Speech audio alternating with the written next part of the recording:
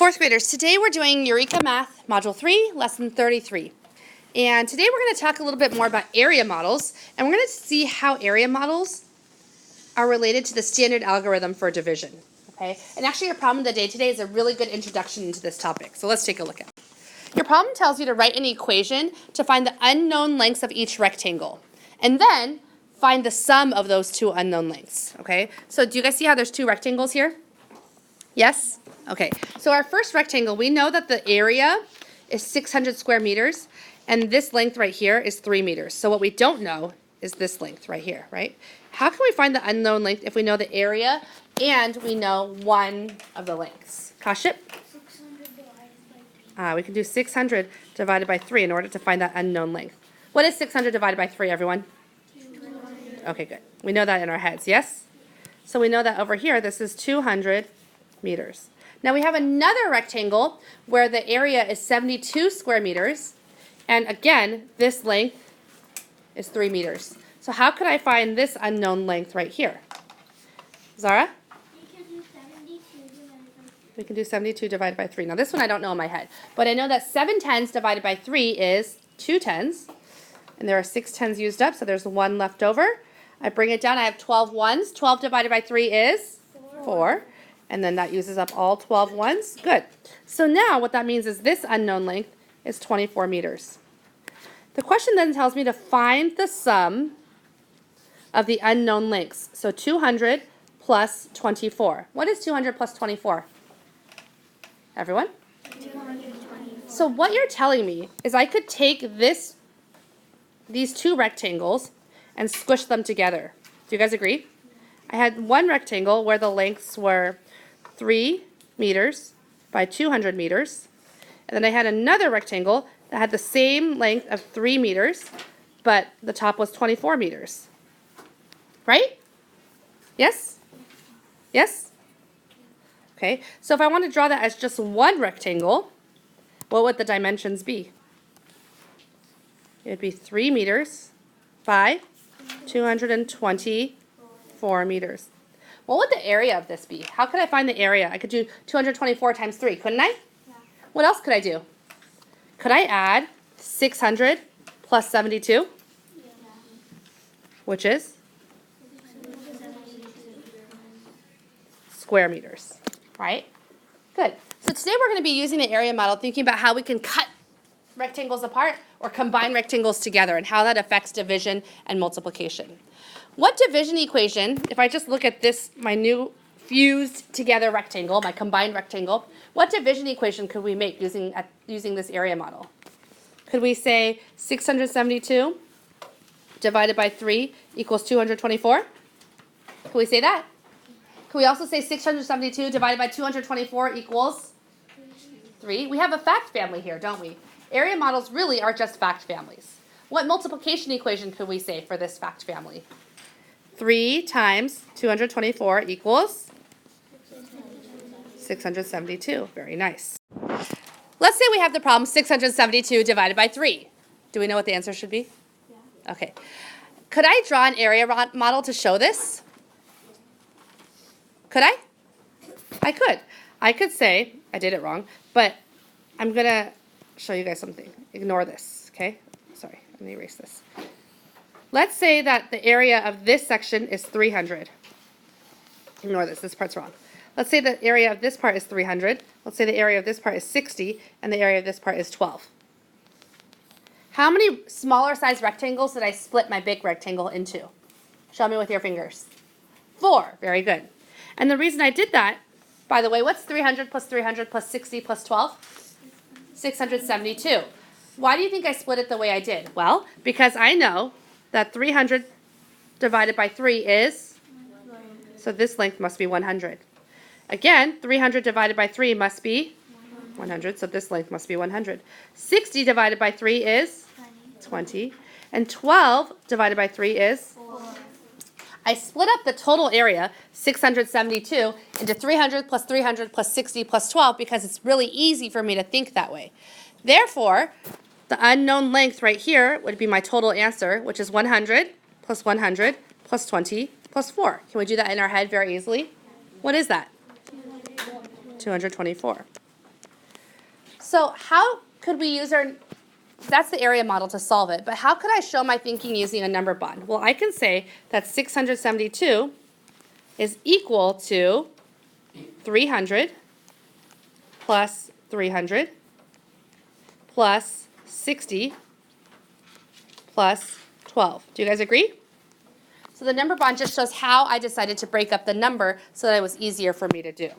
Okay, let's say I have 1,344 divided by 6. Go ahead and copy down that problem. If I'm using an area model, that means that the area is 1,344. Do you guys agree? And one of the lengths is 6. And what we're trying to find is this unknown length right here. Yes? Okay, let's use a number bond because I don't know how to do 1,344 divided by 6 in my head. I'm thinking maybe we could split up that number to make it easier. 1,344. Okay. What is a number that's easy to think about with 6? What about 1,200? Would that be easy? Okay, so I'm going to take 1,200 out of my number bond. And I'm going to erase this because I'm going to have 1,200 as part of as my first section. When I take out 1,200 from 1,344, what do I have left? Haruto? 144. What is easy to think about with 144? What about 120? Would that be easy to think about? So let's take another part of our number bond and do 120. Let's also add that there. What do I have left now? I had 144. I took away 120. What's left? Everyone? 24. 24. Good. So now I basically split my area model up into 3 smaller areas. Let's see if we can find those unknown lengths. What's 1,200 divided by 6? Is that the same as 12 somethings divided by 6? It's 12 whats? 12. So what's 12 divided by 6? 2. So what's 12 hundreds divided by 6?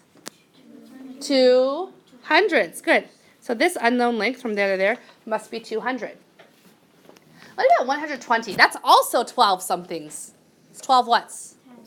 Okay, so what's 12 divided by 6? 2. What's 12 tens divided by 6? 2 tens. So what is that middle unknown length? 20. Good. What's 24 divided by 6? Okay. So what is my entire unknown length? 200 plus 20 plus 4, or?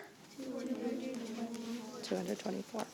So do you see how we could use an area model? We could use the number bond to split up our total whole into easier parts that are easier to think about, and we can use the area model to find those different parts.